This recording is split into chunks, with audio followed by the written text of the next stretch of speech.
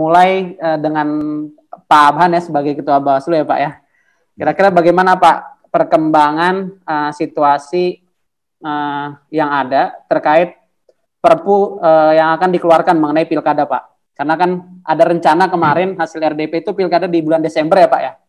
Sekarang perjalanannya bagaimana Pak sejauh ini? Oke. Terima kasih Mas Fauzan. Assalamualaikum warahmatullahi wabarakatuh. Selamat siang. Salam sejahtera untuk kita semua. Salam, Om Swastiastu, Namo Buddhaya, salam kebajikan. Yang kami hormati para narasumber Mas Ari dan moderator Mas Fauzan dan juga partisipan peserta dari Sabang sampai Merauke ini. Ini terutama dari mohon maaf dari kawan-kawan Bawaslu Kabupaten maupun Provinsi seluruh Indonesia yang ikut di forum ini dan juga mungkin peserta lainnya. Mohon maaf tidak dapat kami sebutkan satu persatunya tanpa mengurangi masyarakat hadirin semuanya, peserta semuanya. Pertama-tama tentu kita tetap bersyukur, alhamdulillah hari ini bisa bersilaturahmi melalui Zoom meeting ini, meskipun tidak bisa secara fisik ya. Sebetulnya memang forum ini baik, ada narasumber dari pemerintah yaitu Deputi 5 KSP, namun sangat disayangkan tidak hadir dan tidak ada yang mewakili di forum ini, sehingga forum ini hanya saya Bawaslu dan juga dari CEO Indeks Stat ya. Terkait dengan perkembangan penundaan pilkada tahun 2020, perlu kami menyampaikan bahwa penundaan ini dilatar belakangi oleh kondisi status darurat COVID-19 yang mana pemerintah sudah menunjuk dan sudah menyampaikan bahwa kondisi darurat ini sampai pada 29 Mei 2020. Tetapi dalam perkembangannya pemerintah juga Presiden telah mengeluarkan Kepres nomor 12 tahun 2020.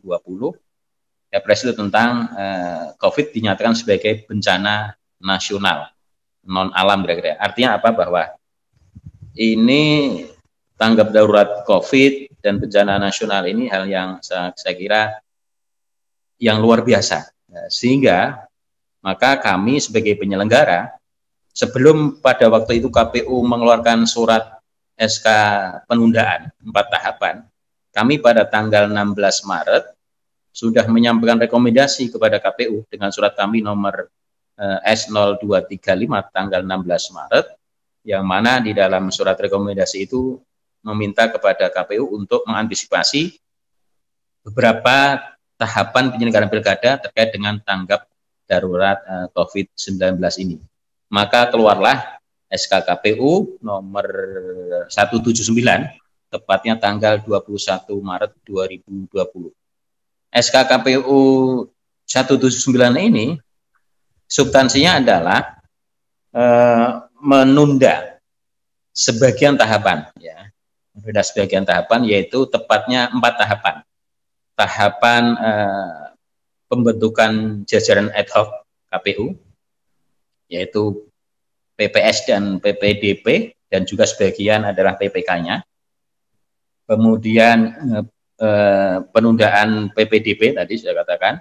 Kemudian yang ketiga adalah penundaan tahapan pemuktahiran data pemilih khususnya di coklit, dan yang keempat adalah penundaan tahapan verifikasi dukungan calon perseorangan. 4 tahapan ini yang ditunda di surat 179 ya. Terus setelah penundaan ini, maka di Undang-Undang 10 2016 menyebutkan harus ditindaklanjuti dengan ya kapan mau dilaksanakan kembali. Di terminologi di undang-undang ini ada istilahnya sebetulnya pemilihan lanjutan dan pemilihan susulan. Diawali dengan penundaan, baru nanti dilanjutkan dengan pemilihan susulan ataupun lanjutan. Gitu kan. Pada perkembangannya, setelah KPU mengeluarkan surat SK penundaan, kemudian pada RDP kalau tidak salah di akhir Maret ya, saya lupa, atau awal April itu, sebelum kemarin, jadi bahwa KPU mengajukan 3 opsi terkait dengan penundaan ini. Ya. Pertama, pemungutan atau pemilihan lanjutan akan dilanjutkan pada 9 Desember 2020. Kemudian opsi yang kedua dilanjutkan pada 17 Maret 2020 dan opsi yang ketiga adalah 29 September 2021. Atas tiga opsi ini, ya, terakhir pada RDP kemarin, ya, memang sudah diputuskan melalui usulan pemerintah sesuai dengan kesimpulan di RDP adalah Komisi 2 menyetujui atas usulan pemerintah. Maka tadi saya katakan ini konteksnya penting kalau ada dari deputi deputi 5 atau berapa yang di KSP itu. Jadi atas usulan dari pemerintah, rapat RDP menyetujui bahwa pilihan untuk dilanjutkan pemilihan lagi, tahapan berikutnya adalah pemungutan pada 9 Desember. Karena ini sudah menjadi keputusan, tentu kami Bawaslu ya menghormati. Ya. Tetapi yang perlu diketahui adalah bahwa keputusan 9 Desember ini nanti masih digantungkan pada syarat, yaitu manakala kondisi COVID, tanggap darurat COVID ini bisa reda. Ya. Pertanyaannya, apakah nanti kalau tidak reda kemungkinan bisa mundur lagi? Kemungkinan bisa. Jadi keputusan bahwa dilanjutkan, ya, bahwa pemungutan nanti adalah pada tanggal 9 Desember, ini keputusan yang masih digantungkan dengan kondisi. Masih dengan ada syarat manakala kondisi COVID bisa selesai.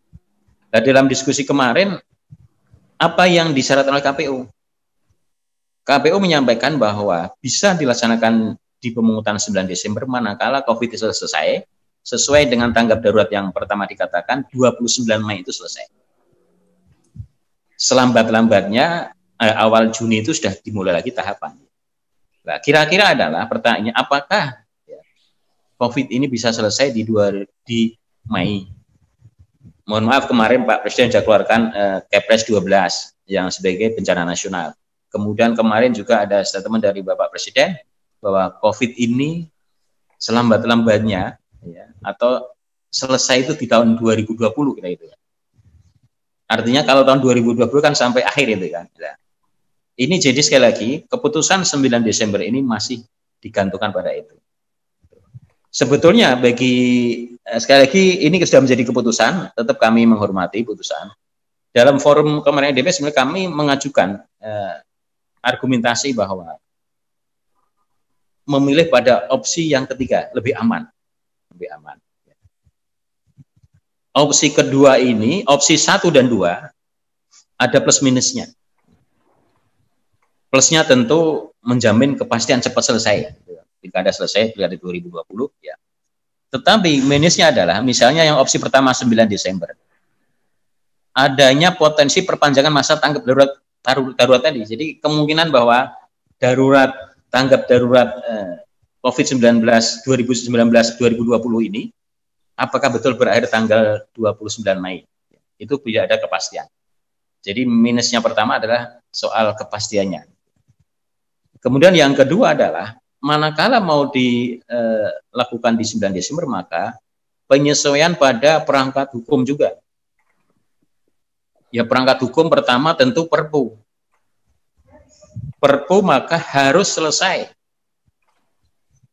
Kemarin disampaikan KPU sebisa mungkin akhir April ini selesai Perpu. Karena apa? Dari Perpu inilah maka nantinya KPU akan menyusun tahapan, PKPU tahapan. Jadi mau dimulai lagi kapan dan kapan. Nah, pertanyaan adalah, apakah Perpu bisa selesai di akhir April ini? Jadi kemarin saya katakan bahwa bisa dilaksanakan 9 Desember itu dengan syarat-syarat tadi. Syarat bahwa COVID selesai 29 Mei. Perpu bisa keluar selesai di April. Itu apa yang disampaikan oleh KPU gitu kan. Ya. Nah, artinya apa? Masih digantungkan tadi. Menggantungkan pada kondisi COVID dan juga Perpu. Kemudian yang berikutnya adalah kalau dilaksanakan di 9 Desember, maka juga perangkat hukum lain, per PKPU, per Bawaslu juga terus harus berubah. Belum lagi seandainya dilaksanakan tetap 9 Desember, tetapi tahapan tidak bisa dimulai di bulan April, Mei, tidak mulai di Juni, tidak bisa dimulai di awal Juni, Mei, setelah Mei, Juni ya, Juni misalnya, masih mundur misalnya. Ini juga ada nanti problem hukum dan sebagainya. Ya, itulah saya kira bahwa yang 9 Desember. Pilihan kedua juga sama kalau 17 Maret. Ya, persoalan status darurat kesehatan tadi, darurat COVID yang belum selesai, ada kepastian. Dan persoalan anggaran. Ini anggarannya jadi 2 tahun anggaran. Sementara anggaran ini sebagian besar konsentrasi pada penanganan COVID. APBN maupun APBD. Jadi sangat berat manakala harus dibiayai oleh 2 anggaran. Kalau dilaksanakan di 17 Maret. Maka kami Bawaslu menyampaikan lebih aman dan lebih ada kepastian itu manakala yang dipilih adalah opsi yang ketiga 29 September. Tetapi sekali lagi ini sudah menjadi putusan, maka kami harus menghormati ya. Dan kita harus optimis ya bahwa mudah-mudahan COVID ini selesai. Dan bagi penyelenggara adalah Perpu segera turun agar KPU bisa menyusun tahapan berikutnya. Kenapa Perpu ini yang sangat dinanti? Begini karena bahwa apa yang diatur di Undang-Undang 10 mengenai lanjutan dan susulan, pemilihan lanjutan dan susulan, ini sifatnya parsial. Tidak seperti yang kondisi saat ini dihadapi oleh KPU.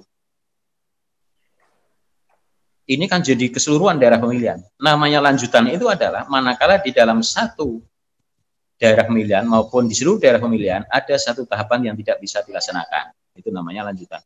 Nah ini kan di seluruh daerah pemilihan, bahkan hampir sebagian besar tahapan nggak bisa dilaksanakan. Maka Undang-Undang 10 ini pasal-pasal 120, 121, 122 nggak bisa mewadahi soal penundaan kasus di tahun 2020. Maka harus dengan Perpu. KPU memang pernah pengalaman pada pilkada tahun 2015 ada penundaan ya di 5 daerah pemilihan pada tahun 2015, pilkada yang pertama serentak 2015. Yaitu di Pilgub Provinsi Kalimantan Tengah, kemudian Kota Pematang Siantar, Kota Manado, kemudian Kabupaten Fakfak dan Kabupaten Simalungun. Ya. Penundaan itu semuanya karena dari putusan peradilan PT UN. Maka KPU melakukan penundaan. Tapi sekali lagi, waktu itu kan 269 kabupaten kota yang ditunda hanya 5. Sehingga PKPU masih bisa dengan pasal 120, 121, 122 masih bisa menjadi legalitas. Tetapi kalau ini seluruh daerah pemilihan dan hampir seluruh tahapan, maka sekali lagi yang diperlukan adalah harus ada payung hukum agar apa yang dilakukan oleh penyelenggara punya legitimasi. Kalau enggak nanti akan jadi persoalan. Bisa dipersoalkan bagi orang yang pilkada bisa kalah itu. Namanya orang kalah itu kan bisa mempersoalkan. Persoalan kecil bisa dibuat besar gitu kan. Lubang kecil bisa besar gitu kan. Dari mulai lubang kecil itu. Maka ini Perpu saat ini sangat dinantikan oleh penyelenggara. Yang berikutnya adalah sisa-sisa tahapan ini masih banyak tahapan yang berinteraksi dengan publik, dengan rakyat dan masyarakat. Ya. Jadi tahapan yang kemarin ditunda itu tahapan-tahapan yang krusial yang memang berinteraksi dengan masyarakat, dengan publik, dengan pemilih dan sebagainya. Tahapan coklat, pemutaran data pemilih, mau nggak mau harus interaksi dengan masyarakat, dengan calon pemilih, calon yang ada di DPT nanti. Kemudian tahapan Verfak dukungan perseorangan juga sama berinteraksi dengan publik. Nah, tahapan-tahapan berikutnya adalah tahapan kampanye. Tahapan kampanye juga nanti berinteraksi dengan publik juga. Ya, kalau kampanye rapat umum ataupun bukan rapat umum, misalnya tatap muka, pertemuan terbatas, ya, kemudian pemasangan alat peraga dan sebagainya, itu masih beberapa tahapan yang masih berinteraksi dengan publik. Dan terakhir pada tahapan tungsura, pemungutan dan penghitungan suara, itu akan relasi interaksi dan mobilisasi masyarakat dari rumah ke TPS. Itu maka seandainya ini memang dilaksanakan di 9 Desember dan kondisi COVID belum selesai, maka bagi kami adalah KPU penyelenggara harus membuat protokol khusus yang ketat. Bagaimana kalau memang tanggal 9 Desember tetap dilaksanakan dan kondisi COVID belum reda? Maka penyelenggara berkewajiban untuk membuat protokol yang ketat. Kalau tidak salah kemarin di Korea Selatan ya, juga diselenggarakan tapi dengan protokol yang ketat. Jadi misalnya ya pakai sarung tangan, kemudian KPPS menyediakan hand sanitizer dan sebagainya gitu. Nah, ini juga akan berimbas pada sisi anggaran juga. Anggaran yang sudah ada sekarang ini di NPHD, baik KPU dan Bawaslu, tidak ada anggaran untuk pengadaan hand sanitizer dan misalnya pengadaan untuk sarung tangan bagi pemilih. Nah, ini harus dipikir, artinya banyak hal-hal yang memang nantinya imbasnya juga persoalan di penganggaran. Seandainya sekali lagi COVID ini belum selesai. Jadi sekali lagi bahwa pelaksanaan pemilihan 9 Desember itu masih digantungkan pada kondisi COVID. Yang mudah-mudahan kita berdoa dan optimis ya bisa selesai di 29 Mei ini sehingga kegiatan lainnya bisa berjalan sesuai yang kita harapkan. Itu yang berikutnya adalah manakala bahwa ini tetap harus dilaksanakan di 9 Desember, maka beberapa strategi pengawasan kami tentu akan menyesuaikan dengan PKPU dari KPU. Jadi misalnya yang ini ya, seandainya misalnya mutarleh coklat tidak mendatangi tetapi dengan online, tetapi apakah ini sudah siap penyelenggara KPU PPDB-nya? Kemudian apakah ini nggak mempengaruhi kualitas dari coklat itu sendiri kalau online? Kemudian seandainya misalnya bahwa verifaknya dilakukan juga secara online, apakah ini tidak mengaruhi kualitas dan sebagainya. Kemudian kalau toh misalnya kampanye mau dilakukan kampanye yang versi virtual semuanya, apakah sudah siap peserta dan masyarakat? Atau kemudian pemungutan dan penghitungan suara, pemungutan mau e-voting ya Pak ya? Apakah sudah siap? KPU sudah mau mencanangkan e-rekap aja, kita belum tahu perkembangan seperti apa. Dan kalau itu KPU mau merubah berbagai metode-metode itu, harus didasarkan pada Perpu. Karena Undang-Undang 10/2016 sudah mengatur bahwa namanya coklat harus tatap muka, namanya verfak calon perseorangan harus ketemu tatap muka. Metode-metode kampanye juga ada disebutkan limitatif ya. Sudah detail dan baku ya Pak ya, berarti memang. Iya, ada baku. Maka misalnya pemungutannya mau e-voting juga harus di itu kan, harus diatur dalam Perpu. Harus di Perpu juga, Kalau e-rekap sebetulnya memang bisa e-voting masih mungkin di undang-undang masih menyebut, tapi tadi yang soal tahap metode kampanye dan sebagainya harus diatur di Perpu. Jadi sekali lagi untuk menjamin kepastian itu tentu harus ada Perpu. Kemudian langkah berikutnya tentu Bawaslu selalu berkoordinasi untuk kepada penyelenggara, pemerintah pusat dan pemerintah daerah, bagaimana keputusan yang 9 Desember ini seandainya mau dijalankan ya dengan tadi beberapa catatan, dan sekali lagi ini masih digantungkan pada kondisi COVID yang bisa selesai enggak di 29 Mei. Karena syaratnya tadi kedua dari KPU itu syarat selesai di Mei dan syarat Perpu keluar di April. Karena begitu keluar, KPU Bawaslu harus menyiapkan perangkat hukum di bawah undang-undang ini kan, yaitu PKPU dan Perbawaslu. Bapak Ibu yang hormati, saya kira itu yang dapat kami sampaikan. Mungkin terima kasih banyak Pak. Jadi terima kasih. Mohon maaf bila ada kekurangan. Ya. Mudah-mudahan bermanfaat dan kita bisa untuk diskusi lebih lanjut. Terima kasih. Assalamualaikum warahmatullahi wabarakatuh. Waalaikumsalam warahmatullahi wabarakatuh. Terima kasih Pak. Nah, saya ingin pertama-tama sebelum berlanjut saya ingin bertanya dulu Pak. Berarti saya ingin memastikan Pak. Jadi Perpu ini akan harus ada di akhir April berarti ya Pak ya? Kalau ya kemarin KPU yang disampaikan KPU berharap secepatnya April ini selesai. Ada. Tapi menurut sudut pandang Bapak kira-kira itu optimistis atau pesimistis Pak untuk April sudah keluar PKPU-nya? Kalau penyelenggara harus optimis. Ya.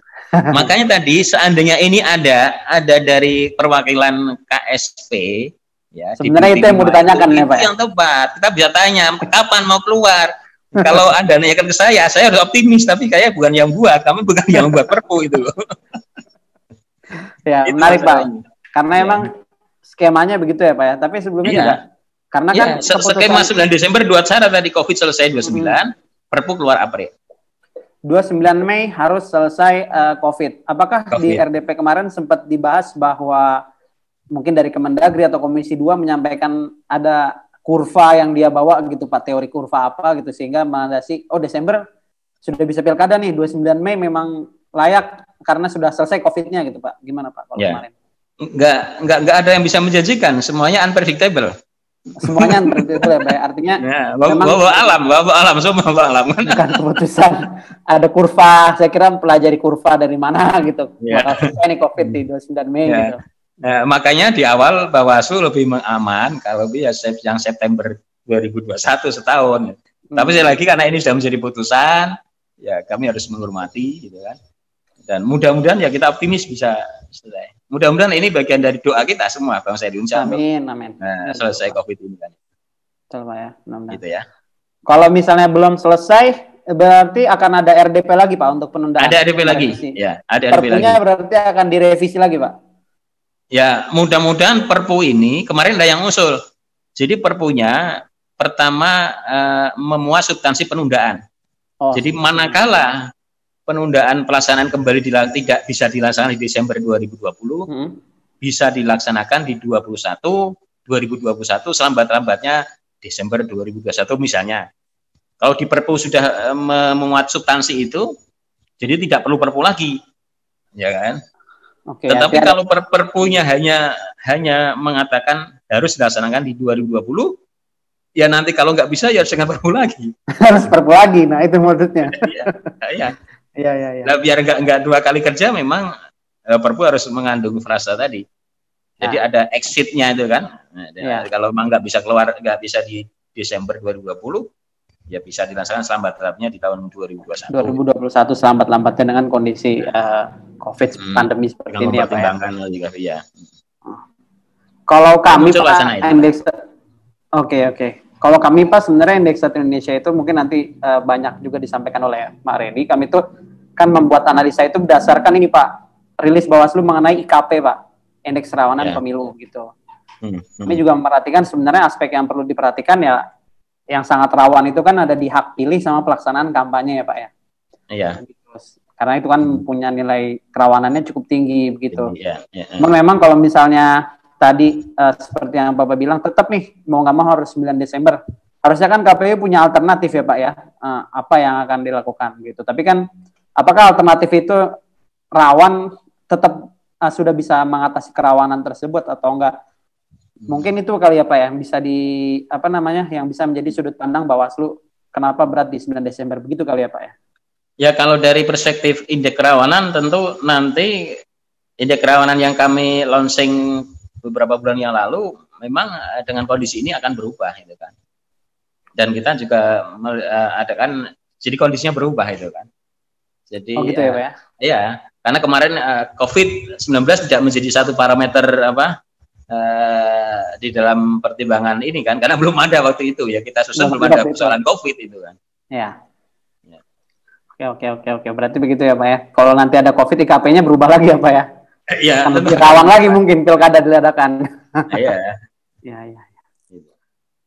Oke, saya nambahkan. Jadi memang bahwa data di 270 pilkada ini kan, sebetulnya kan 269. Oh ini ulangan 2015. Zona 9 hanya ketambahan 1, Makassar itu jadi 270 ya, Makassar. Dan dari 270 ini data yang kemarin kami bahwa potensi petahana itu ada di 224 daerah. Jadi tadi Mas Reddy sampaikan bahwa memang benar bahwa ini potensinya potensi incumbent petahana itu ada tinggi, ada di 224 daerah ya. Nah, ini memang menjadi persoalan adalah, dan ini pengawasan kami agak ekstra hati-hati dan ekstra ketat. Jadi mana membedakan apakah ini kemanusiaan atau ini politis itu susah. Ya betul membedakan. Hari ini kami juga mendapatkan ada banyak WA ke saya misalnya, Pak ini gimana Pak? Ada satu daerah, kepala daerahnya itu adalah pasangan, ya. Maksudnya masih pasangan dan sudah mendapat rekomendasi dari salah satu parpol juga nanti berpasangan. Jadi incumbent maju lagi tetap berpasangan. Ya kan? Kemudian kemarin membagi-bagi sembako misalnya atau masker dan sebagainya dibutuhkan di wabah COVID ini. Nah, di situ ada gambarnya. Ya dua kepala daerah sebagai bupati, misalnya bupati dan wakil bupati, wali kota dan wakil wali kota. Gambarnya berdua. Dan memang dia adalah saat ini memang dia betul sebagai bupati atau wali kota dan wakil bupati, wakil wali kota. Gambarnya berdua. Cuma kenapa enggak mengatasnamakan misalnya pemerintah kabupaten, pemerintah kota itu kan. Gambar berdua itu clear itu kan. Ini memang bantuan dari pemerintah itu kan. Kenapa hanya simbolnya dia aja? Cuma kemudian semacam kalimat-kalimat bahwa ini di sini itu kan ada jargon kota kan ada itu. Ya. Ini kan jadi masalah. Ini apakah sisi kemanusiaan? Tentu kami tidak akan membatasi. Silakan Anda itu mau memberikan sumbangan sebanyak-banyak untuk kemanusiaan, kita nggak akan menghalangi, wong itu amal baik itu kan. Tetapi jangan kaitkan bahwa ini sumbangan untuk COVID ini dengan persoalan politik kira-kira itu kan. Maka sekali itu saya katakan ini membuat kerja keras, ekstra hati-hati dari jajaran kami, jajaran Bawaslu, mulai dari provinsi, kabupaten, kota yang di lapangan dan nanti Panwaslu kecamatannya, ini membedakan antara mana ini tindakan perbuatan untuk kemanusiaan dan mana yang politis itu. Itu memang potensinya besar itu. Itu ya kira-kira. Ya Pak, betul Pak. Ya, walaupun Pak Abhan, ya. Walaupun memang kalau kita ngelihat pemilunya US hari ini pun juga Trump juga menggunakan itu untuk campaign, Pak. Hari ini dia naik pollingnya begitu, karena memang COVID ini gitu ya. Jadi majority yang kena hari ini adalah kulit hitam. Kita komparasikan di US begitu. Hari ini yang kena COVID itu majority datanya adalah kulit hitam. Yang kemudian itu dijadikan dia menggalang dana seluruh perusahaan yang ada di US untuk kemudian menangani COVID, dan hari ini aksi-aksinya dia menangani COVID itu kemudian karena di Amerika juga ada cash transfer Pak, jadi bukan hanya di Indonesia hari ini ada BLT baik itu di pemerintah provinsi, kemudian daerah, pusat, ini kan ada 3 level di Indonesia ya. Di US pun sama ada cash transfer dari 32.000 triliun yang stimulus yang mereka gunakan, itu juga ada cash transfer, tapi mekanismenya memang beda. Nah ini jadi menarik, artinya aktivitas COVID hari ini bagi petahana saya kira sangat-sangat menguntungkan, tetapi memang Bawaslu harus sangat jeli bisa membedakan tadi ini campaign atau apa namanya kemanusiaan ya kan, kira-kira seperti itu. Mungkin nanti di diskusi kita bisa sama-sama sharing Pak, gitu Pak. Terima kasih. Oke, terima kasih. Baik, terima kasih banyak Pak Abhan dan Pak Reddy. Saya kira mungkin kita coba lihat dulu diskusi karena sudah ada yang menyampaikan pertanyaan kepada peserta. Saya sampaikan lagi, ketika ingin menyampaikan pertanyaan bisa langsung ke partisipan ya, ada menu partisipan, kemudian nanti ada pilihan raise hand partisipan ya. Ada pilihan raise hand, boleh nanti dipilih raise hand ya, begitu. Tapi mungkin yang pertama sesi diskusinya akan saya sampaikan, boleh mungkin ada yang sudah menyampaikan pertanyaan banyak ya. Kita ambil dulu semua ya. Bentar. Belum ada yang raise hand ya sejauh ini. Boleh nanti di partisipan ada pilihan raise hand. Raise hand. Belum ada yang bertanya. Sejauh ini baru ada satu penanya ya yang sudah menyampaikan pertanyaan, meskipun satu tapi banyak sekali nih pertanyaannya. Gitu. Mungkin nggak apa-apa, kita lanjut dulu ke satu pertanyaan, yaitu ada di Pak Jamil Juris ya. Pak Jamil Juris. Jamil Juris. Mungkin bisa disampaikan pertanyaannya karena cukup banyak ini pertanyaannya. Yang lain yang ingin bertanya bisa langsung konfirmasi ya, raise hand atau chat ke saya juga boleh langsung. Nanti langsung saya libatkan di termin pertama. Silakan Pak Jamil Juris, mungkin disampaikan dulu dari mana asal instansinya, lalu pertanyaannya apa gitu. Baik, Assalamualaikum warahmatullahi wabarakatuh. Waalaikumsalam warahmatullahi wabarakatuh. Terima kasih Mas Fauzan, dan salam hormat untuk pimpinan saya, Pak Abhan. Ya. Ada Pak Amin di Jawa Timur, saya juga melihat ada Pak Purnomo tadi di Jawa Timur. Saya Bawaslu Sidoarjo. Tapi saya ingin berkomentar tidak dalam teknis kepemiluan sebetulnya. Saya hanya ingin menyoroti dari sisi hukum. Pertama adalah saya ingin menganggap SK penundaan KPU itu kita anggap benar. Kalau kemudian SK penundaan kita anggap benar, berarti kita akan menggunakan teori the living law, hukum yang berkembang atau hukum yang hidup. Jadi memaknai pilkada lanjutan atau susulan itu kemudian kita sesuaikan di situ untuk menerjemahkan lebih luas tentang pilkada lanjutan atau lulusan. Kalau SK penundaan ini kita anggap benar, maka menurut saya tanpa perpu atau undang-undang pun kita bisa jalan dengan kemudian diatur oleh PKPU sendiri, asalkan dalam pelaksanaan nanti adalah dalam keadaan normal, sehingga tidak ada metode-metode yang diatur di undang-undang itu harus dirubah. Itu saya pikir bisa tanpa perpu, tapi PKPU nanti yang kemudian menjadwal kembali karena memang tidak ada undang-undang yang dilanggar. Yang kedua, kita menganggap SK penundaan KPU tidak sesuai dengan pilkada lanjutan atau pilkada susulan. Maka hal ini harus ada payung hukum setara undang-undang untuk melegitimasi penundaan tersebut. Akan tetapi saya lebih sepakat kalau kemudian payung hukumnya itu tidak perpu, melainkan undang-undang. Kenapa kemudian saya mengusulkan undang-undang? Pertama adalah DPR hari ini masa sidang, bukan masa reses. Saya pikir bisa untuk digunakan untuk membuat undang-undang. Yang kedua adalah DPR pernah membuat undang-undang secara kilat, yaitu Undang-Undang MD3 di tahun 2014 silam. Jadi presidennya ada. Yang ketiga, muatan isi dari undang-undang atau perpu ini tidak berhubungan dengan eksekutif, sehingga menurut saya eksekutif tidak terlalu kompeten untuk mengatur tentang kepemiluan. Lebih baik itu undang-undang sehingga bisa rapat dengan penyelenggara pemilu, dengan pemerintah, dan mungkin substansi aturannya akan lebih mengena daripada hanya diatur oleh perpu yang itu murni hak subjektif dari eksekutif. Dan yang ketiga, yang selanjutnya adalah makna kegentingan yang memaksa. Ini sudah kehilangan urgensinya karena urgensi penundaan itu sudah berlangsung, sudah terjadi.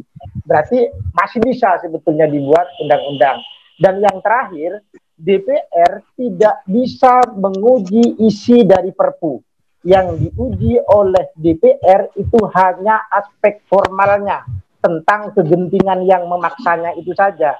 Sehingga kalau perpu nanti DPR umpama ingin menambah atau mengurangi isi perpu itu tidak bisa, karena memang tidak punya kewenangan untuk menguji muatan materinya. Yang diuji DPR adalah aspek formalnya. Jadi hal-hal ini menurut saya lebih sepakat kalau kemudian dibuat undang-undangnya saja yang dirubah dengan produk undang-undang pula, bukan dengan perpu. Itu mungkin yang bisa saya sampaikan. Saya mohon maaf kepada pimpinan saya. Assalamualaikum warahmatullahi wabarakatuh. Waalaikumsalam warahmatullahi wabarakatuh. Pak Abhan, sebelum dilanjutkan mungkin ada satu penanya lagi ya. Yang bertanya Mas Anugrah Hadi. Saya persilakan Mas Anugrah. Mas Anugrah Hadi. Ya, Mas baik. Anugrah Hadi. Ya, baik. Terima kasih Pak Fauzan. Saya ingin bertanya kepada Pak Abang selaku Ketua Bawaslu RI. Sebelumnya, Assalamualaikum warahmatullahi wabarakatuh. Waalaikumsalam warahmatullahi wabarakatuh. Ya, Pak Abang, saya ingin bertanya terkait pemilu kada tahun 2020 ini akibat dari pandemi COVID-19 telah mundur hingga mungkin diagendakan ke tahun 2021. Apakah ini mempengaruhi rencana pilkada serentak pada tahun 2024? Bagaimana terhadap daerah yang berpilkada pada tahun 2017 dan 2018 yang lalu? Terima kasih. Baik, terima kasih Mas Adi. Pertanyaannya lebih singkat, yaitu kepastian ke pilkada tahun 2024 ya. Kelanjutannya seperti apa? Gitu. Mungkin diatur juga, mungkin sempat diatur juga di RDP kemarin kan, kalau nggak salah ada 1 poin lagi ya membahas hal tersebut. Gitu. Mungkin Pak Abhan bisa menjawab dulu dari pertanyaan Mas Jamil, lalu Mas Adi dilanjutkan. Yang pertama Mas Jamil banyak hal mengenai hukum, pertanyaan hukum. Boleh dijawab Pak mungkin satu persatu ya. Ya, terima kasih Mas Jamil sama Mas Anugrah. Pertama soal apakah ini sebaiknya perpu atau undang-undang ya. Kalau idealnya memang lebih bagus memang undang-undang itu kan. Ya, kalau Mas Jamil menyampaikan ada presiden dulu undang-undang MD3 bisa cepat, kenapa ini nggak bisa itu kan? Kembali pada kawan-kawan yang ada di Senayan lah itu kan. Ya, masalah itu. Kalau memang ini bisa ya bisa juga lebih bagus itu undang-undang, sepakat. Ini kan kondisinya kalau tidak memungkinkan memang undang-undang, maka yang paling cepat itu ya di Perpu itu kan. Apalagi yang menyampaikan bahwa penundaan 9 Desember ini adalah usulan dari pemerintah. Itu. Sekali lagi, kalau memang itu bisa undang-undang lebih bagus itu kan. Cuma kan bahas undang-undang yang terkait dengan politik ini kan nggak semudah itu. Ini bisa buka kotak Pandora itu kan. Buka kotak Pandora, nanti bisa nanti ada masukan sekaligus diatur agar anggota DPR itu kalau nyalon pilkada nggak usah mundur, sama dengan dan sebagainya, sama incumbent nanti bahas lama itu. Ini kalau bisa buka kotak Pandora, itu yang mungkin akan panjang, nggak selesai itu. Maka kondisi objektif dari sisi waktu memang ya Perpu. Itu lebih bagus salahnya. Tetapi sekali lagi kalau sekali itu dibuka revisi undang-undang nggak cukup waktu, banyak hal yang mau dibicarakan. Tadi saya contoh ya tadi, seandainya soal DPR sekarang ini minta mau daftar nggak usah mundur itu kan, itu udah ramai lagi itu. Kemudian berikutnya soal lanjutan atau susulan. Jadi begini, ya ini diskusi Mas Jamil. Jadi sebetulnya kalau kita mengacu pada Undang-Undang 10 pasal 120, 121, 22, penundaan yang dilakukan oleh KPU 179 itu, ya sebetulnya kan di luar dari ketentuan itu. Kalau mengacu pada Undang-Undang 10 pasal 120, 121, 22, itu kan mestinya dari bawah ke atas. Kalau itu penundaan dari kabupaten kota, usulan dari PPK, gitu kan? Kalau provinsi, usulan dari kabupaten kota. Tetapi kita sama memahami dan melihat kondisi nggak mungkin itu, maka diambillah oleh KPU RI. Langsung dikeluarkan SK penundaan. Mengambil dasar tanggung jawab akhir ada di KPU. Ya, Bawaslu bisa memahami itu. Artinya kalau mau ansih sesuai dengan undang-undang, ya bahwa ini tidak perlu Perpu dan perlu undang-undang, sangat berisiko. Sangat berisiko karena apa yang diatur di 120, 121, 122 itu penundaan yang nantinya ada lanjutan atau susulan parsial, tidak seperti kasus ini. Nah, maka pilihannya adalah agar kuat nanti payung hukumnya adalah ya kalau undang-undang memungkinkan undang, kalau enggak ya Perpu itu. Itu jawaban kami begitu. Kemudian yang berikutnya soal Mas Anugrah, apakah ini nanti tidak mempengaruhi? Ya kalau mendasar pada Undang-Undang 10 saat ini yang ada, ya tentu nggak akan mempengaruhi selama Undang-Undang 10 tidak direvisi ya. Karena sudah diatur di Undang-Undang 7 dan Undang-Undang 10 itu bagaimana mekanisme keserentakan. serentak nasional 2024 itu kan di Undang-Undang 7 ya. Nah, tergantung nanti apakah revisi undang-undang ini mengatur kembali seperti tadi di kesimpulan RDP yang kedua itu kan juga mau mengatur keserentakannya. Nah, selama nanti tidak direvisi di undang-undang pemilu, ya maka akan saat ini pedomannya pada 2024. Pedomannya 2024 ada keserentakan nasional. Tetapi nanti kalau ada perubahan di revisi undang-undang, ya kita mengikuti dari perubahan undang-undang ini. Apakah akan mengikuti putusan MK bahwa yang diartikan yang serentak wajib itu kan di nasionalnya adalah presiden, pileg, DPD, kemudian pilkadanya silakan gitu kan. Nah, ini nanti tentu pembahasan di revisi undang-undang pemilu. Itu Mas, terima kasih. Oke, bagaimana Pak Jamil, mungkin ada yang ingin ditanggapi dulu dari jawaban Pak Abhan? Siap, sepakat. Oh sudah, cukup ya berarti ya Pak ya? Cukup ya Pak ya, berarti soal tidak kenapa harus dibuat perpu tidak undang-undang nggak masalah ya Pak ya berarti? Sudah cukup jelas ya penjelasannya ya? Iya. Oke, Pak Adi bagaimana? Ada yang mau ditanggapi dulu? Saya kira cukup Pak Fauzan. Oh sudah cukup ya? Ya. Berarti karena cukup jelas. Oke. Pak Abhan, mengenai poin kedua yang kemarin Pak diskusi RDP itu kan ada poin kedua ya, mengatur soal keserentakan tadi. Kalau dari Bawaslu sendiri, apakah ada pengusulan lebih baik diubah keserentakan atau tidak Pak? Mungkin mengingat partisipasi atau partisipasi terutama di pilkada yang sekarang ini atau bagaimana gitu Pak?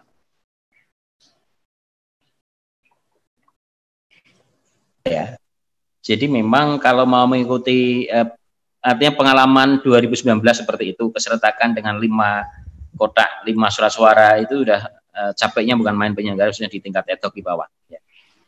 Maka mungkin akan lebih bisa maksimal kerja-kerja penyelenggara manakala misalnya dibedakan antara yang nasional dengan yang daerah tadi.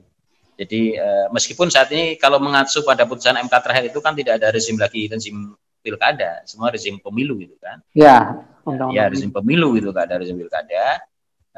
Mungkin bisa dibedakan antara yang tadi yang nasional, pilpres, pileg, ya, kemudian DPD serentak, kemudian yang pilgub, DPR RI dan sejumlah kabupaten kota provinsi misalnya mau dibarengkan dengan yang pilkada. Tapi sekali lagi ini baru pendapat pribadi saya. Saya belum menjadi sebuah keputusan lembaga. Itu kira-kira karena pengalaman 2019 tentu harus menjadi catatan ya Pak ya, ya begitu banyak penyelenggara ad hoc yang meninggal, kemudian ya begitu frekuensi kerja begitu tinggi dan sebagainya, menjadi catatan untuk refleksi bagaimana keserentakan yang ke depan itu harus seperti apa. Itu kira-kira. Kalau opini Bapak tadi mungkin tidak perlu serentaknya tetap dalam 1 tahun atau beda tahun Pak? Menurut sudut pandang Bapak? Saya kira nanti harus dilihat banyak faktor lah itu kan. Banyak faktor lah. Ya dari sisi anggaran juga. Dan saya kira ini COVID ini kan juga berpengaruh pada persoalan anggaran keuangan negara. Ya, apakah ini nanti misalnya 2 tahun recovery bisa selesai atau 3 tahun? Kalau 2 tahun artinya 2022 negara harus menyiapkan begitu berapa triliun untuk pilkada pemilu serentak 2024-nya itu kan, ya kan? Ya, ini harus dilihat juga ke belakang. Bagaimana recovery ekonomi Indonesia pasca COVID ini bisa survive kembali gitu kan? Harus menyediakan kebutuhan anggaran untuk pemilu nasional seperti tahun-tahun kemarin kan tinggi besar, mampu nggak dan sebagainya. Makanya harus dilihat faktor banyak faktor lah. Makasih Mas Fauzan atas waktunya. Saya cuman menambah ke Pak Abhan ya. Pertama kalau melihat kondisi sekarang, apalagi saya melihat jumlah yang korban yang terjangkit dengan penambahan tiap hari, kayaknya nggak menurun ya, masih tambah naik terus. Malah awal PSBB Jakarta itu cuma 2 hari turun, setelah itu naik terus jumlahnya. Jadi kemungkinan, malah saya memprediksikan dengan itu kayaknya kemungkinan besar masih bisa jalan terus sampai di bulan Agustus anu. Nah, sekarang kembali ke tahapan secara yang seperti tadi kalau nggak salah secara online ya, seperti DPT, coklat dan lain-lainnya yang ditentukan KPU. Apakah dari pihak Bawaslu ada kesiapan untuk mengawasi itu? Kan gitu. Pertama, yang kedua berarti kemungkinan untuk kampanye secara sosmed dengan sosmed seperti 2019 itu bisa jadi akan terjadi lebih dominan karena dampak COVID ini kan gitu. Apakah juga Bawaslu juga siap dengan itu? Karena mengingat 2019 kemarin kayaknya Bawaslu ya yang saya lihat ya peran Bawaslu untuk mengawasi sosmed yang begitu gencar itu masih tanda kutip kurang gitu loh. Itu yang dianukan. Dan untuk Pak Dedi Hendra, saya mau nanyakan apakah tingkat tingginya orang minat untuk datang ke TPS 2019 itu berbanding lurus dengan juga berpengaruh, itu pengaruh dari gencarnya sosmed itu gitu loh. Dan apakah ya kita mulai memprediksikan untuk pemilu pilkada akan datang dengan metode seperti itu, apakah juga mungkin akan masih mempunyai tingkat partisipasi yang tinggi juga, karena mengingat kalau gini orang sudah down semua ya, enggak benar ya Mas Fauzan. Oke, terima kasih Mas Doni. Mungkin bisa langsung ditanggapi ya. Ada untuk Pak Abhan sendiri ya, sudut pandang planning atau rencana atau kesiapan KPU menghadapi situasi apabila COVID tetap berjalan dan pilkada tetap harus dilaksanakan di Desember. Apakah alternatif itu siap diawasi? Yang pertama, dan yang kedua mengenai sosial media. Apakah bagaimana rencana Bawaslu atau planning Bawaslu untuk mengawasi kampanye-kampanye sosial media? Karena kan mungkin berbicara dari 2019, menurut Mas Doni pengawasannya masih kurang begitu. Dan untuk pertanyaan ke Pak Redi, yaitu partisipasi berpengaruh nggak dari sosmed? Artinya sosmed engagement ini kepada para pemilih ini cukup kuat atau tidak gitu, mengingat kalau misalnya harus menggunakan online kan berarti semuanya pakai online, kampanyenya online gitu ya kan. Apakah bisa kampanye online ini mempengaruhi partisipasi sehingga angka partisipasi kita tidak jatuh begitu, bagaimana di negara-negara lain ya? Ya, betul, Mali itu hanya 7,5% yang hadir dari pemilihnya kemarin di Maret 2020 gitu. Mungkin pertama Pak Abhan bisa menanggapi. Terima kasih Pak Doni. Terkait bahwa perubahan metode dan sebagainya, kampanye dan sebagainya, tadi saya katakan manakala bahwa itu ada perubahan yang dilakukan oleh KPU, ya tentu KPU akan melakukan perubahan metode kampanye itu manakala juga ada landasan hukumnya, yaitu di undang-undang maupun Perpu, ya kan. Kalau memang Perpu hanya mengatur penundaan, maka mau tidak mau metode kampanye masih sesuai dengan yang ada di Undang-Undang 10 2016. Ya. Artinya bahwa metode yang konvensional, saya katakan ya, artinya bahwa metode tatap muka, pertemuan terbatas, pemasangan alat peraga masih dilakukan ya. Di samping memang ada namanya iklan kampanye di media cetak elektronik dan termasuk di dalamnya media sosial ya. Jadi sekali lagi itu manakala KPU merubah metode kampanye karena didasari oleh aturan baru di Perpu maupun undang-undang. Tetapi kalau Undang-Undang 10 nggak berubah, maka metode itu tetap mengacu pada Undang-Undang 10 2016.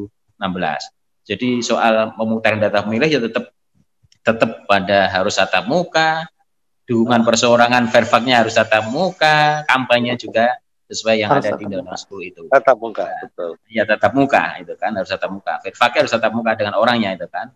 Nah, metode kampanye ada berbagai macam itu kan. Yang konvensional tadi saya katakan pemasangan alat peraga segala masih ada. Memang metode di kampanye medsos masih dimungkinkan gitu kan. Pengalaman pada 2019 misalnya bahwa dirasa Bawaslu kurang optimal di dalam pengawasan di media sosial. Saya katakan bahwa banyak hal yang tidak semuanya pelanggaran itu bisa ditangani oleh undang-undang pemilu, undang-undang pemilihan. Ada keterbatasan rumusan undang-undang.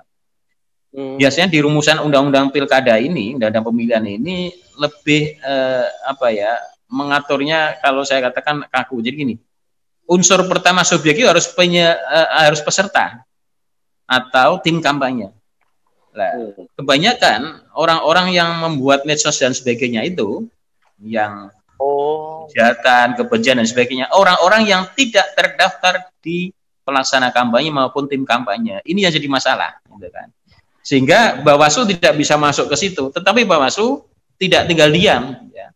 Ini kami teruskan kepada kepolisian karena masuk wilayah pidana lainnya, misalnya pidana pelanggaran undang-undang IT atau undang-undang KUHP, pencemaran nama baik dan sebagainya, itu masuk ke sana, itu kan.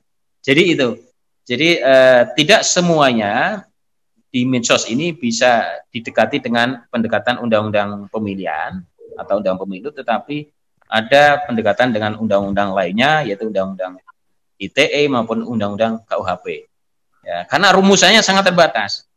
Subjeknya harus pertama adalah pelaksana atau tim kampanye. Sementara yang banyak itu orang-orang yang di luar nggak pernah itu. Yang KPU membatasi di PKPU-nya, misalnya kemarin, medsos yang didaftarkan itu masing-masing akun 10 atau 5. Yang didaftarkan itu baik-baik. Tetapi yang di luar yang didaftarkan itu yang tidak bisa dijangkau dengan undang-undang pemilihan. Tapi kami teruskan ke polisi, ada tindak pidana ITE maupun tindak pidana KUHP. Itu Pak Doni, jawaban kami.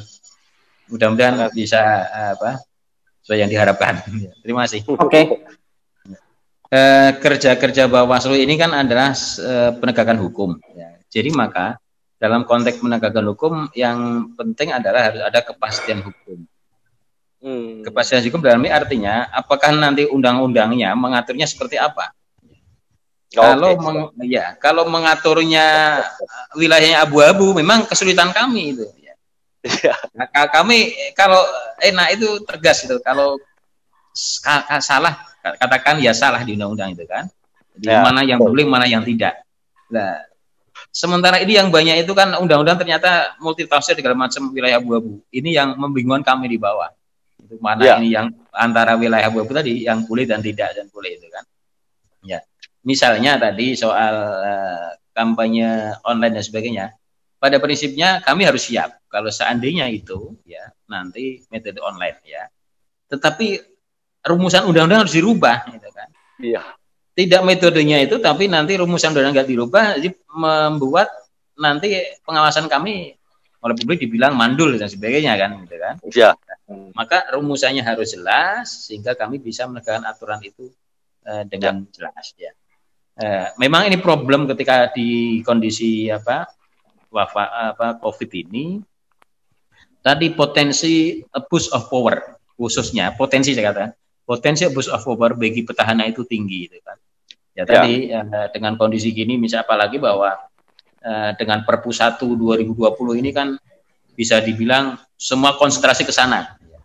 Ya. Kalau mungkin ekstrim dikatakan unlimited bisa juga itu kan. Pokoknya semua ya itu.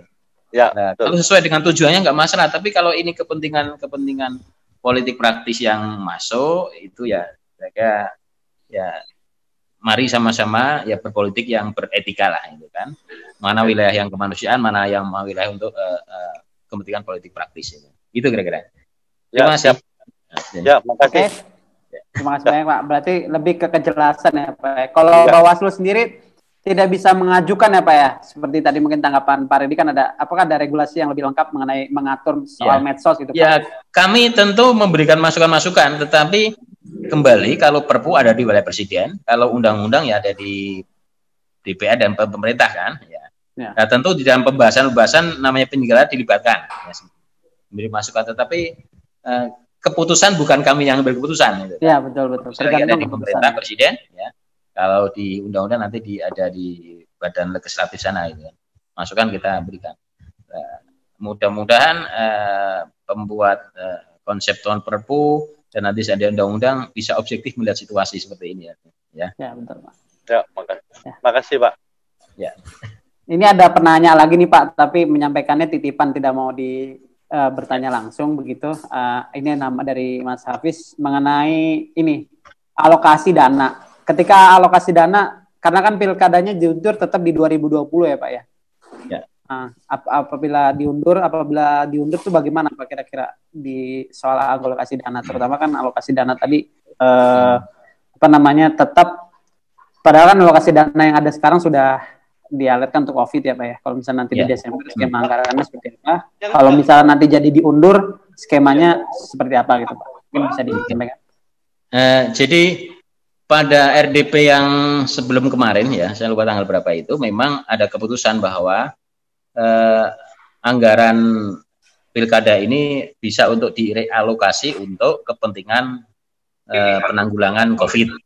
Kan. Tapi waktu itu kan belum ada putusan bahwa akan dilaksanakan di 9 Desember gitu kan. Ya. Nah, setelah kemarin ada putusan dilaksanakan kembali tanggal 9 Desember dengan catatan tadi COVID selesai dan Perpu keluar. Maka kemarin kami juga menyampaikan pada Kemendagri agar Mendagri segera menyampaikan lewat surat atau apapun namanya agar dana yang sudah Pemda alokasikan untuk pilkada, yang ada di namanya NPHD, ya NPHD Kabupaten Kota, yang pilkada maupun provinsi, baik KPU maupun Bawaslu, tidak dikurangi. Jadi sesuai dengan kesepakatan di NPHD. Ya, itu yang harapan kami karena karena ini dilaksanakan di tahun ini. Gitu kan. Tetapi ya, ini tentu juga khususnya bagi hal lain seandainya COVID ini katakanlah reda tapi belum selesai semuanya. Tentu harus ada protokol khusus ya di dalam penyelenggaraan pilkada di tengah-tengah COVID ini gitu kan. Ya tadi saya umpamakan misalnya apakah kita kemudian tidak memperhatikan protokol penanganan COVID misalnya, tidak menyediakan hand sanitizer dan sebagainya di situ gitu kan. Nah ini kan juga akan bisa membuat anggaran bertambah bagi penyelenggara KPU itu kan, ya. Meskipun itu tidak dikurangi. Ya. Tetapi kita melihat kondisi saat ini keuangan negara, APBN maupun APBD kan semua konsentrasi ke sana. Ya. Jadi langkah pertama yang kami sampaikan pada Kemendagri adalah agar alokasi anggaran yang untuk pilkada di tahun 2020 ini tidak dikurangi sesuai dengan kesepakatan di NPHD. Nah, kalau nanti misalnya ternyata tidak bisa di Desember 2020 harus mundur nanti, ya kita akan bicarakan lagi itu kan. Bagaimana penganggarannya? Seandainya harus di bulan Juni atau Maret atau di 2021, gitu kan. Ya mudah-mudahan masih ada kemampuan APBD. Atau kalau ini jadi momentum, udah sekarang saatnya pilkada ini ditangani anggaran APBN. Biar tidak ada tanda kutip konflik kepentingan yang di daerah, nggak ada. Semua APBN sama, ya.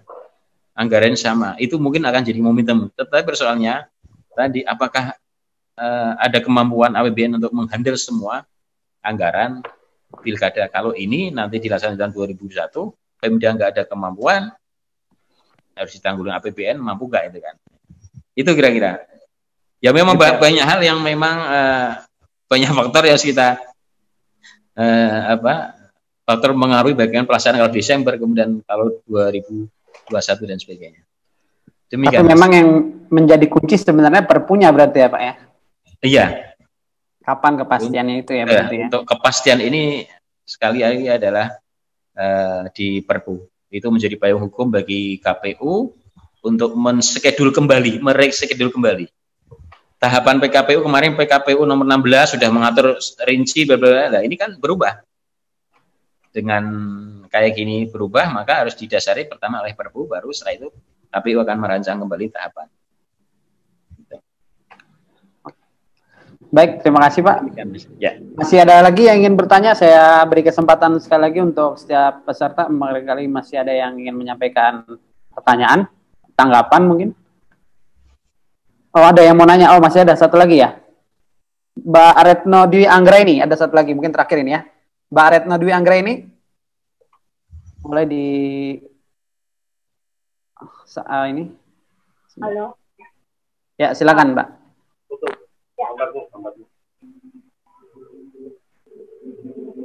Ya, silakan Mbak Retno. Izin Pak Ketua, saya ada satu hal yang mau saya tanyakan buat Mas Redi ya. Mas Redi kan tadi sudah dipaparkan berbagai macam hasil penelitian tentang kan sekarang gara-gara COVID nih, kita perilaku masyarakat kita kan sudah berubah. Dari yang dulu nggak tahu online, mungkin sudah mulai membiasakan diri dengan online dan lain sebagainya. Dengan kondisi itu, kalau misalkan nanti kita kan tidak masih beraneh-aneh, plan terburuk, ya entah itu terburuk atau yang terbaik ya. Katakanlah kalau nanti pilkada jadi dilaksanakan tanggal 9 Desember dan mungkin dilaksanakan dengan cara mungkin kalau misalnya e-voting mungkin terlalu ini ya, beberapa emang sudah nggak, ada beberapa negara yang tidak merekomendasikan. Katakanlah dengan e-counting. Kira-kira menurut Mas Randy dengan berdasarkan hasil penelitian dan sebagainya dari Mas Randy, bagaimana kesiapan masyarakat? Yang pertama, yang kedua dari peserta pemilu sendiri dan ketiga dari penyelenggara. Kalau misalnya pilkada nanti dilaksanakan pakai e-counting. Terus kemarin kan dari pemungutan suara itu kan ada beberapa metode ya, yang dipakai di luar negeri kan ada yang namanya Dropbox gitu. Yeah. Satu hal Pak, ini untuk Pak Ketua, kira-kira bisa nggak Pak ya katakanlah dilakukan pakai Dropbox itu, dan ataukah mungkin dari bawah juga bisa menginisiasi mungkin untuk kerjasama dengan Mindset, jadi sampai kayak kemarin yang pemilu kemarin kan karena banyaknya kotak suara yang listriknya terkuras karena itu, sedangkan sekarang mungkin karena ada COVID mungkin lebih diintensifkan buat kesehatannya dari penyelenggara kita. Itu aja Mas. Baik, terima kasih Mbak Retno atas pertanyaannya. Terakhir ada Mas Yasril, satu lagi terakhir. Mas Yasril, dipersilakan Mas. Mas Yasril. Oke, baik Pak Fauzan. Ya. Terima kasih atas kesempatannya dan waktunya. Assalamualaikum Pak Abam dan Pak Rindi. Waalaikumsalam. Waalaikumsalam. Ini saya melihatnya Pak, ini tantangan besar sebenarnya dengan kondisi COVID-19 ini. Kalau dalam analisa kami pribadi Pak, ini ibaratnya maju mundur kena. Kenapa Pak kami punya pandangan demikian? Yang pertama, kalaupun tetap dilaksanakan di 2020, sementara di tengah kondisi COVID-19 ini, saya rasa untuk mewujudkan kualitas pemilu yang maksimal itu saya rasa tidak mungkin. Karena kalaupun kita optimis COVID ini cepat selesai, karena masih ada waktu recovery. Dan itu sangat berpengaruh juga. Itu kalau tetap dilanjut untuk di tahun 2020. Tapi kalau misalkan kan di opsi yang kedua untuk digeser ke 2021 yang selambat-lambatnya September nanti, itu yang jadi pertanyaan satu Pak, apakah nanti Perpu ataupun undang-undang yang memutuskan untuk peralihan pelaksanaan pemilu ke 2021 itu apakah akan memenuhi asas-asas atau prinsip keadilan Pak? Karena satu fakta yang nggak bisa ditolak, kalau nanti ada pergeseran ke 2021, petahana sangat diuntungkan secara politis dan lain-lain. Itu saja Pak yang saya tanyakan. Terima kasih. Baik, mungkin bisa langsung ditanggapi ya dari pertanyaan Mas Yasril dan Mbak Retno. Pak Bahan mungkin boleh Tadi yang dari Mbak Retno saya agak kurang. Kalau dari Mbak Retno tadi kemungkinan menggunakan Dropbox ya Pak ya sebagai alternatif pemungutan suara gitu. Okay. Itu memungkinkan nggak ya Pak dari sudut pandang Bawaslu? Ya, kembali pada dasar hukumnya nanti kan. Kalau di undang-undang di pemilu 2019 kemarin memang ada mekanisme kotak pos itu kan, lewat kotak pos itu kan, kotak pos ada yang dulu dikenal Dropbox, tapi di undang-undang pilkada ini kan hanya langsung datang ke TPS. Ya. Kalau toh nanti mau dirubah voting, ya, tergantung dari PKPU nanti seperti apa pelaksanaannya. Yang sudah dirancang oleh KPU memang namanya e-counting apa, e-rekap, bukan e-voting, bukan e-counting tapi e-rekap. E-rekap itu hanya rekap dari tingkat TPS nanti langsung ke KPU kira-kira itu kan. Ya, itu yang sedang dirancang, tetapi e-rekap pun apakah KPU sudah akan menerapkan di seluruh 270 yang daerah pilkada? Karena kan tidak kita tahu bahwa tidak semuanya di daerah 270 itu siap dengan internetnya, gitu kan? Karena apa? Petugas KPPS harus mengfoto C1 plano itu dalam bentuk image, kemudian nanti dikirim servernya KPU. Nah ini masalah, apakah semua sudah dipetakan oleh KPU di 270 daerah itu sudah siap untuk itu? Jadi satu saja e-rekap aja masih jadi persoalan. Belum lagi kalau nanti mau e-voting gitu kan. Ya. Tetapi sekali lagi ini kembali nanti pada landasan hukumnya. Dan tentu PKPU sejauh mana kesiapan kalau memang harus merubah dari konvensional yang harus datang ke TPS, ya. Kemudian harus misalnya e-voting dan sebagainya, gitu ya. Kemudian Mas Yasril, ya memang kalau bisa dibilang tadi Mas nyampaikan maju mundur kena, gitu kan. Memang ini kondisi sulit, kan? Kondisi sulit. Namanya kondisi force majeure itu kan sesuatu yang tidak diduga, ya. Dan ini dampaknya juga seperti ini, gitu kan. Siapa yang menyangka akan ada COVID di tahun 2020 gitu kan. Tapi nyata ada, ini memang harus kebesaran jiwa semuanya, ya plus minusnya ada yang tanda kutip tadi potensi diuntungkan, ya kemungkinan ada. Tetapi mari coba di tengah-tengah wabah COVID ini, ya kita berpolitik secara santun dan beretika. Politik ini juga untuk kemanusiaan, maka tentu kemanusiaan itu harus diutamakan di atas segalanya, ya kan? Itu kira-kira. Terima kasih. Baik, sudah cukup ya. Kalau begitu karena memang sudah di pukul 14.51, sebentar lagi sudah selesai agenda kita. Mungkin bisa closing statement dulu disampaikan. Yang pertama dari Pak Abhan sebagai Ketua Bawaslu, dipersilakan Pak. Ya. Tentunya kita berharap semua mudah-mudahan COVID ini cepat berlalu sehingga kegiatan agenda lainnya, agenda kenegaraan dan agenda lainnya juga bisa berjalan sesuai normal. Dan tentu kita harus mengikuti arahan dan protokol soal penanggulangan COVID ini agar cepat selesai dan tidak menular kemana-mana, ya. Jadi tetap kita bekerja dan beraktivitas dari rumah, ya, sembari kita ikhtiar lahir, tapi juga ikhtiar batin untuk kita berdoa mudah-mudahan sekali lagi wabah musibah ini cepat berlalu sehingga pilkada bisa segera dilaksanakan. Demikian.